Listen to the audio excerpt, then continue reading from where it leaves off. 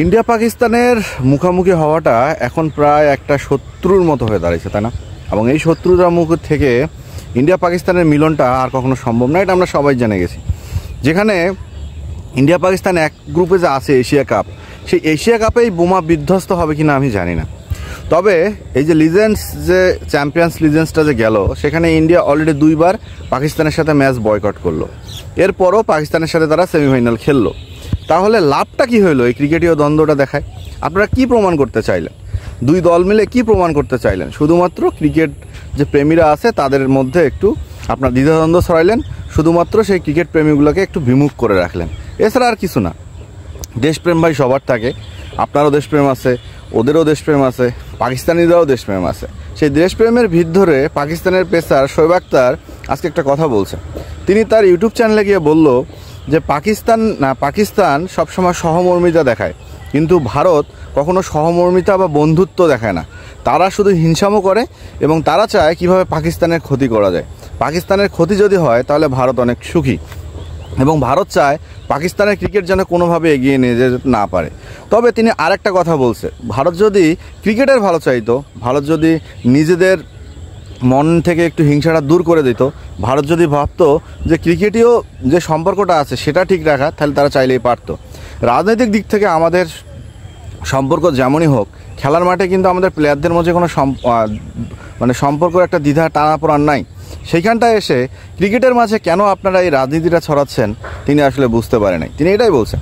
এরপর উল্টো ভারতীয় কিছু ক্রিকেটার আছে যে ক্রিকেটারের কাছে এই ধরনের আচরণগুলো আশা করা যায় না। আচ্ছা, আপনারা রিটায়ার্ড করছেন না, তো রিটায়ার্ড করার পরও যদি আপনারা এই ধরনের রাজনৈতিক কোলাহল এই খেলার মাঝে টানেন, তাহলে একবার চিন্তা করেন যে ক্রিকেটের খেলাটার যে একটা সম্মান আছে, ক্রিকেট খেলাটার যে একটা মায়া আছে, মমতা আছে, আবেগ আছে, সেটা কোথায়? ইন্ডিয়া পাকিস্তান ম্যাচ মানে একটা আবেগ, ইন্ডিয়া পাকিস্তান ম্যাচ মানে একটা উত্তেজনা, ইন্ডিয়া পাকিস্তান ম্যাচ মানে একটা চায়ের টেবিল গরম করা। সেই চায়ের টেবিলটাও কি ঠান্ডা করে দিবেন এই ইন্ডিয়া পাকিস্তানের এই রাজনৈতিক দ্বন্দ্বের কারণে?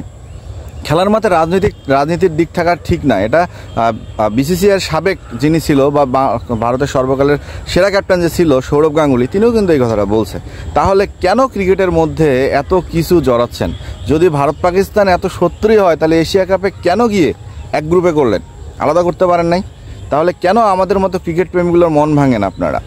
আপনারা ক্রিকেট মাঠে খেলেন না, ক্রিকেট খেলেন। ক্রিকেটের সাথে তো আর রাজনীতি যায় না, ক্রিকেটের সাথে তো আর কোনো প্রকার শত্রুমি আসে না।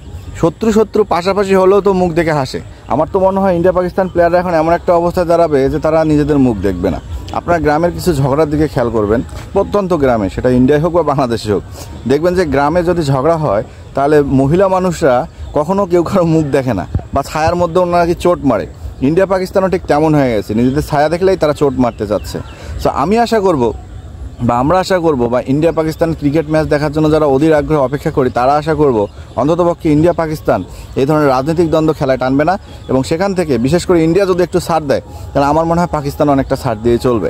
তো সেখানটায় খেলার মাঠে অন্তত আমরা ভালো একটা লড়াই দেখতে পাবো, এবং ক্রিকেট যে আমাদের আবেগ, সেটা ইন্ডিয়া পাকিস্তানের মধ্যে দিয়ে আবার সেটা প্রমাণিত হবে। সো রান আউটে যারা দেখছেন, হয়তো আপনারা সবাই একমত হবেন, এবং চ্যানেলটিকে সাবস্ক্রাইব করতে ভুলবেন না।